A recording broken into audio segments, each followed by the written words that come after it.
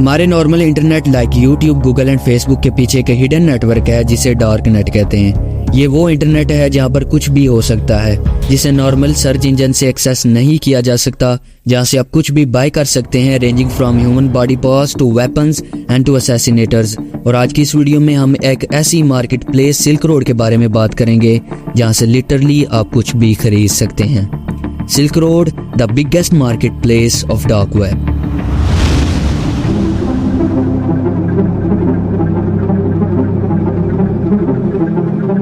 Weeks ago, the FBI shut down what it calls the most sophisticated and extensive criminal marketplace on the internet.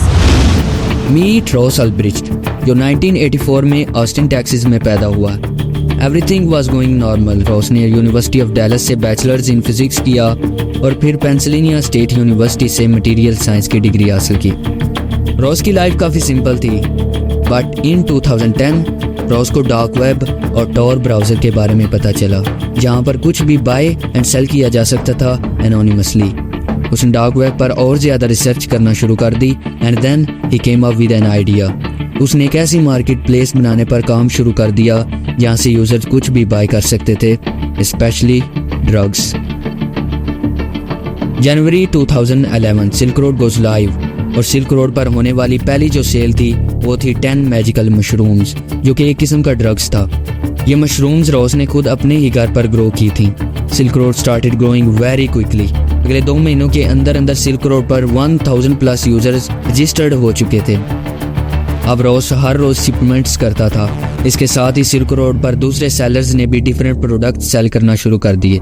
हर किस्म का drug silk road पर cell होना शुरू हो गया था। सिल्क रोड पर यूजर्स बड़ी तेजी से ग्रो हो रहे थे। स्कैम से अवॉइड करने के लिए रॉस ने अमेज़न और ईबे की तरह buyer and seller review system भी रखा था।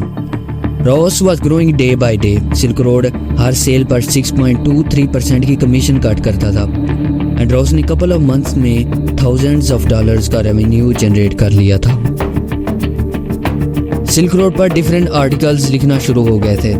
बड़े बड़े news networks like CNN and NBC ने सिल्क रोड के बारे में न्यूज़ें पब्लिश करना शुरू कर दी। So guess what, silk road started getting more attention.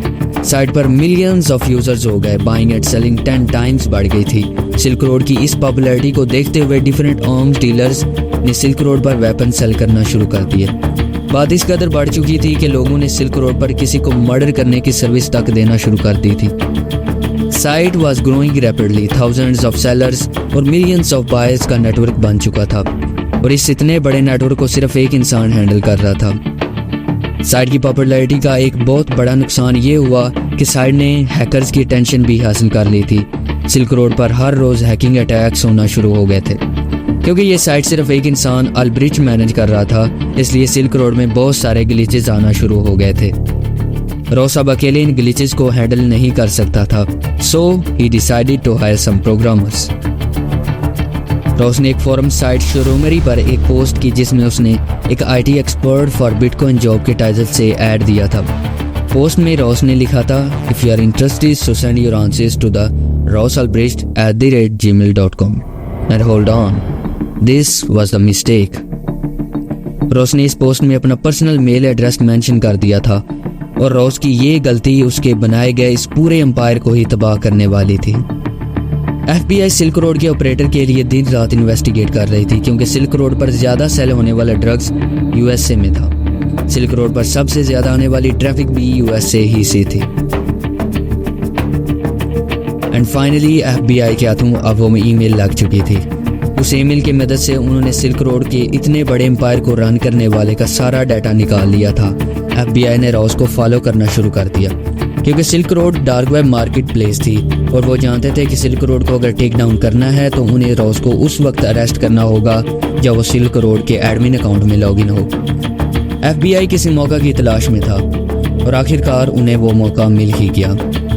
October 1, 2013 Ross सुबह उठा, अपना लैपटॉप लिया और फिर सैन फ्रांसिस्को पब्लिक लाइब्रेरी में जाकर बैठ गया। वहाँ उसने सिल्क रोड के एडमिन अकाउंट को एक्सेस किया हुआ था। FBI एजेंट्स जो कि उसे काफ़ी टाइम से फॉलो कर रहे थे, उनने एक प्लान बनाया। तो FBI एजेंट्स ने मिलकर लाइब्रेरी में लड़ना शुरू कर दिया। जैसे ही रॉस ने पीछे मुड़कर देखा तो फौरन एक एजेंट ने रॉस के लैपटॉप को पकड़ लिया और रॉस को अरेस्ट कर लिया गया।